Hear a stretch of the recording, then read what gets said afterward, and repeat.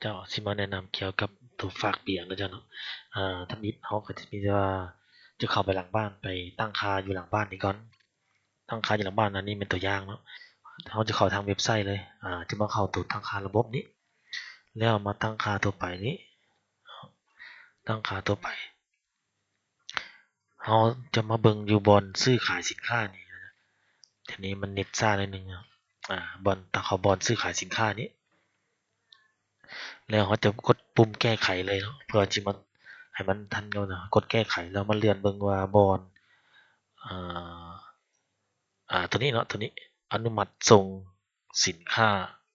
ส่งอาหารที่ได้ขายแล้วเนาะตัวนี้เขาต้องติ๊กตัวนี้หลังจากนั้นเขาก็มากดบันทึกตัวนี้แมนเขาจะฝากเบียร์เนาะตัวนี้หลังจากแล้วตัวนี้ปุ๊บแล้วหน้าหลังบ้านแล้วเขาจะกลับไปหน้าบ้านเพื่อมันจะมีปุ่มตัวหนึ่งขึ้นมาให้เราเลือกเลยตัวนี้ถือว่าแล้วเนาะเขาจะเข้าเป็นหน้าบ้านเลยเนาะเพราะมันใส่เน็ตในหนึ่งนิกซ่าเขาจะเข้ามาตัวหน้าบ้านเลยเขาหน้าบ้านขายปกตินี่แหละแต่ว่าก่อนนี้ลูกค้ากินไปแล้วเนาะเขาจะตัดตอนไปเลยให้เป็นขั้นตอนฝากเบียร์เลยสมมติตัวใดก็ได้แล้วแต่เขามันจะมาเน้นอยู่ตัวสามขีดนี่เพื่อลูกค้าตัวใดก็แล้วแต่ตัวหนึ่งตัวสองที่มันจะที่ว่าเพิ่นจะเบียร์กินเพิ่นกินบ่เบิดนะเอามาเข้าตัวสามขีดนี้แล้วมันจะมีตัวปุ่มตัวนี้ปุ่มการส่งสินค้านี้เนาะตัวนี้ตะกี้มันบ่มีหลังจากเอาไปติ๊กตัวนั้นมาแล้วมันจะมีขึ้นตัวนี้ขึ้นมาติ๊กอยู่หลังบ้านแล้วตัวนี้จะขึ้นมากดเข้าไปนี่เลยกดเข้าไปนี่แล้วหลังจากนั้นเราจะเราจะมาแอดนะแอดไอเทมนี้แอดไอเทมนี้เราจะใส่ซื้อลูกค้าเขาตรงนี้ว่าบ่มีซื้อลูกค้าเราก็สามารถใส่ได้เลยเนาะลูกค้าใหม่เราจะใส่เป็นลูกค้าหัวหน้าก็ได้อาจจะใส่ชื่อว่าบริษัทก็ได้แล้วแต่เท่าเป้เนาะเท่าเป้เบอร์โทร20อ่า99123456เนาะทุกอย่างเอาเบอร์นี้เขาได้เบอร์เจ้าสำคัญเป็นเบอร์เขาจะเน้นซื้อกับเบอร์ลูกค้านี่ก็เพราะว่าอย่างเพราะว่าตัวนี้มันจะเว่าเรื่องลูกค้าบ่จื้อลูกค้าสามารถเข้ามาเบิ่งได้เนาะหลังจากนั้นก็ตกลงไปตกลงมันจะขึ้นมานี้เนาะ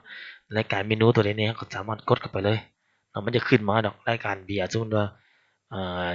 ารายการเมนูรายการเครื่องดื่มมันจะเอาเครื่องดื่มเนาะจะจำนวนเอาตีใส่เลยก็ได้รายการมันบ่มีสมมุติว่าตัวนี้เป็นเบียร์เด้อตัวนี้เพราะตัวนี้มันเป็นตัวทดลองมันจะบ่มีปิ่นแก้วเดี๋ยวมีแก้วนี่ก็ใส่ตัวนี้เมนูอาหารตัวนี้มันMemory Street เนาะจำนวนเท่าใดสมมุติว่าจำนวนมันมีอยู่เหลือ3แก้วเหลือ3แก้วใส่3แก้วอันนี้ตัวนี้แม่นเริ่มต้นแต่มื้อนี้เนาะสมมุติแต่มื้อนี้เลยหามื้อใดกำหนดเราสิใส่ไทม์มันนะเราสิใส่เวลามันเท่าใดกำหนด5มื้อ6มื้อก็แล้วแต่เราสิใส่เนาะใส่5มื้อบ่50มื้อใส่5มื้อเนาะกำหนด5มื้อถ้าลูกค้าบ่เอาแล้วกันหลังจากนั้นก็กดโอเคนี่กดโอเคตกลงเพื่อหยังตัวนี้เขาจะบ่ปิ้นให้ลูกค้าตัวนี้เขาจะปิ้นให้ลูกค้าอย่างดีไว้ก่อนนี้ลูกค้าว่าบ่เอาแล้วเขาสามารถเฮ็ดได้เบิดแต่เขาจะปิ้นให้ลูกค้าเนาะกดโอเคตัวนี้เข้าไปแล้วมันจะไปปิ้นออกมาอยู่ในบินนั่นแหละแต่ว่าตัวนี้เขาจะบ่ได้เชื่อมต่อกับพรินเตอร์มันจะบ่มีเนาะแต่เบิ่งมันสิขึ้นมานี่เดี๋ยวเขาสิใส่ตัวนี่เบิ่งเด้อตัว test desktop อ่าใส่777ให้ฮู้เลย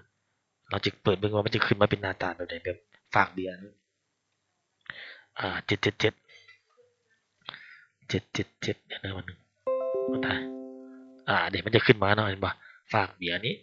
จำนวนมื้อเนาะ3แก้วเนาะแต่มื้อนี้หาวันที่21แม่นเบิดกำหนด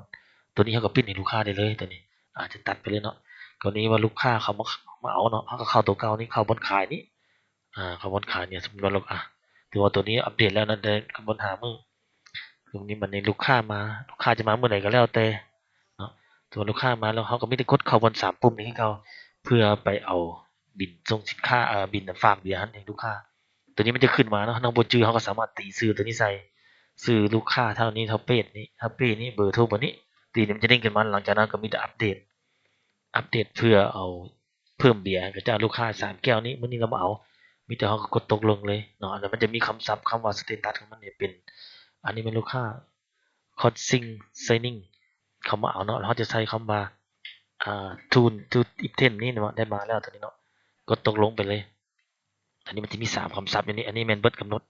ตัวนี้ลูกค้าเพิ่นกำหนดเขาเฮ็ดให้เพื่อรายงานกับอันเจ้าของร้านตัวนี้เพิ่นกำหนดอันนี้ลูกค้ามาเอานี่จูด item นี้แล้วก็กดตกลงไป